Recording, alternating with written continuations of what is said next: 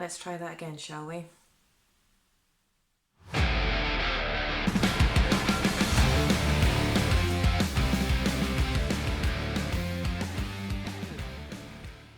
Hello, hi, how you doing? Welcome back to my channel. So here we are with another New Metal Monday where I talk about my favourite new releases of the week. I want to talk about 3 brand new albums, 2 re-releases and a little bit of news that we've received this week. This is my second attempt at recording this because I recorded it and everything I thought went fine. I didn't turn my mic on, and it wasn't until I'd shut all my setup down and transferred everything onto my laptop to go and edit it, I realised that there was no sound. So I had to do it again. So I'm just going to jump straight in and talk about the news that we've received this week.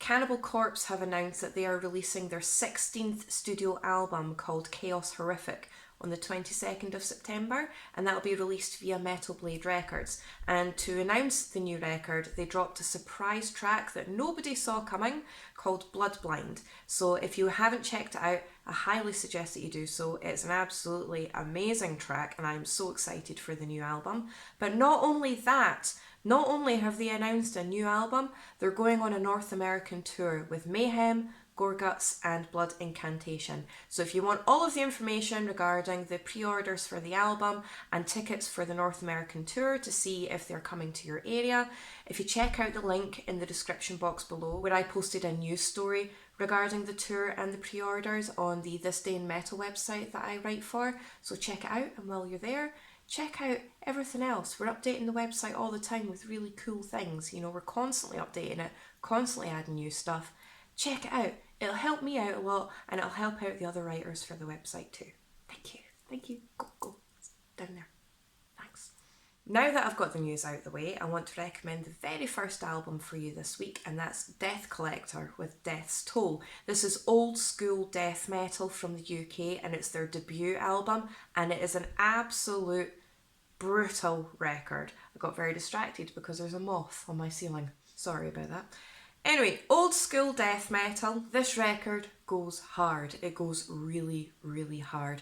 It's everything that you could possibly want in an old school death metal record with a modern approach. So you have your demonic vocals, you've got your insane guitar work, your thunderous drums in this. It sounds really evil and really sinister, but it's really, really fun to listen to as well. Really heavy, chuggy riffs, really heavy bass lines, amazing guitars in this. I love this record. Now, if you are a fan of Bolt Thrower, the band does actually feature the original drummer from Bolt Thrower on the drums as well. So if you like that kind of music, you're definitely going to want to check these guys out. Favourite tracks of this record are Mental Hedonist, DeathCollector, Coarse Visions, Terrorizer, and A Taste of Ichor. Okay, so next up I have Structural with Decrowned, and this is the second album from the Israeli progressive melodic death metal band. And even though they are classed as progressive, it's actually quite technical and a little bit djenty in places.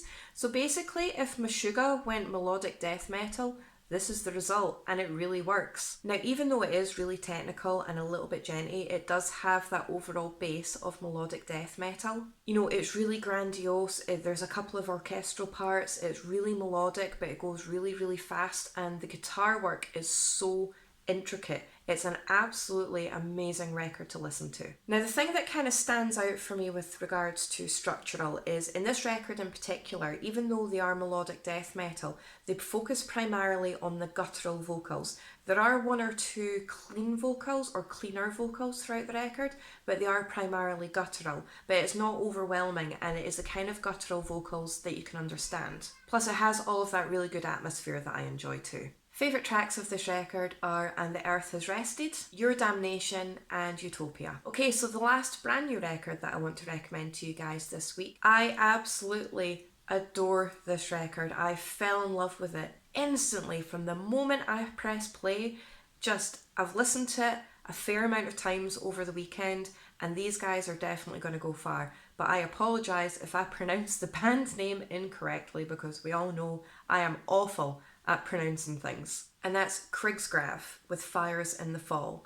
Now, this is blackened melodic death doom metal. I know, It's a lot, I know, and normally I wouldn't think that having all these different kind of genres mashed together would work, but this really works. This is an absolutely stunning piece of art. Now, the band are from Texas, and there's quite a lot of really good music coming out of Texas at the moment, and it's their 7th studio album. Now, it is just under an hour long, so it is quite sprawling, but it's not difficult to listen to at all. It's an absolutely layered, stunning piece of work. Now, the record and the tracks do chop and change between the different genres, and normally I would find that quite jarring, but these guys have managed to make it flow really, really well. Don't get me wrong, it is incredibly heavy and it is incredibly brutal, but it's also very melodic in places and very atmospheric. You know, it's really layered, it's really grandiose, but you've got those thunderous blast beats, you've got those blackened vocals, you've got the really cool, catchy melodic times, you've got the grandiosity and the epicness and the atmosphere, and it's really, really rousing in places too. I can't possibly choose favourite tracks from this record because I genuinely loved every single track on this record. Now, the other 2 records that I want to talk about in this week's videos are actually reimaginations and re-releases from my favourite band, Fear Factory. They've released a reimagination of Mechanize and The Industrialist. Both records now have live drums instead of the drum machine, and The Industrialist has been renamed Re-Industrialized, so it has brand new artwork, and both records have bonus tracks on them as well. Mechanize have an extra 3 tracks, and Re-Industrialized has 6 bonus tracks. Now, I just need to make this clear because I have received a couple of messages regarding this, and I've seen a few comments here and there online as well. Not many, but just in case anybody does say anything, these bonus tracks feature Burton C. Bell's vocals, not Milo's vocals. At this point in time, we haven't received any new music or any re-recordings with Milo's vocals. So these bonus tracks on both of these records are Burton's vocals. Anyone who's followed me for more than 5 minutes knows that I'm absolutely obsessed with this band, and I have been for well over 20 years now. So these re-releases and these reimaginations have really sparked my excitement for the future of the band. I just love it. I'm just so excited for what's to come. Also, just as a quick side note, and I'm going to ask you guys your opinion on this. When I posted one of my previous videos talking about the 10 albums that got me into metal, I mentioned that Linkin Park's Hybrid Theory was a gateway album for me to get into metal as I am now. Now, I had a couple of comments on that video saying that Linkin Park aren't metal, so I put the question over on my Twitter page and also on my Instagram asking for your opinion, and I didn't expect it to blow up quite as much as it did, but it did. So I want to have your opinion on this. Yes, I know that Linkin Park branched away from metal and they were more alt-rock as years went on, but I'm talking about their earlier stuff, particularly their first 2 albums.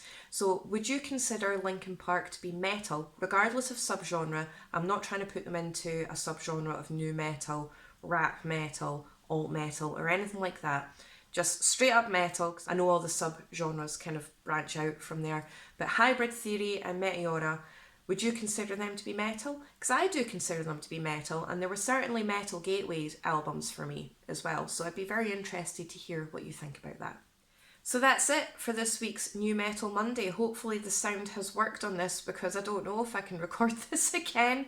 If you can comment down below to let me know what you think of the new records. Are you excited about the future of Fear Factory like I am too? And let me know whether you consider Linkin Park's early material to be metal. If I've missed out anything with regards to this week's releases, let me know and I'll get them added to my list. If you could like, share, subscribe, I really do appreciate your support. Thank you so much, and I'll see you in my next video.